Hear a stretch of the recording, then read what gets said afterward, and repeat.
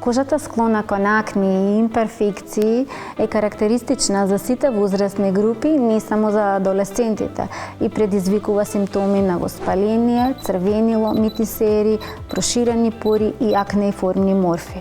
Најголем процент, од околу 70-80, ги засега младата популација во пубертет, но не се изоставени и жените во подоцнежната доба како резултат на хормонален дисбаланс.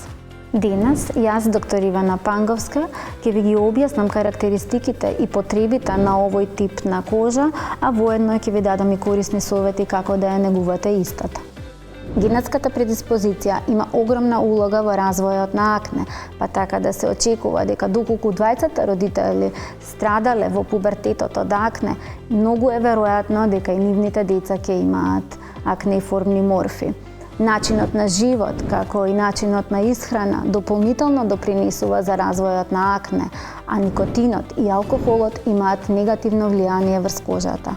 Неправилната нега на кожата со употреба на неадекватни производи, меѓу другото, ги зачепуваат и онака проширените пори, доведуваат до појава на митисери и локални воспалителни реакции.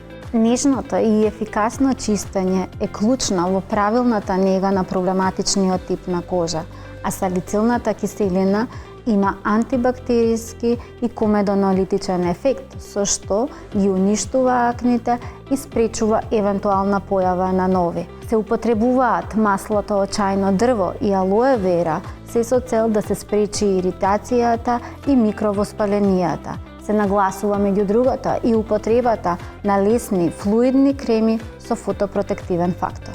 Кај акнеичната кожа би препорачала и употреба на гелови кои што се наменати за сушење на веќе формираните акни, кои што имаат антибактериски и антивоспалителен ефект, а спречуваат и појава на нови. Со моите пријатели од ДМ направивме избор на производи за нега на овој тип на кожа, но во широкиот асортиман што го има во ДМ дрогериите, слободно следете ги моите совети и направете го вистинскиот избор за вас.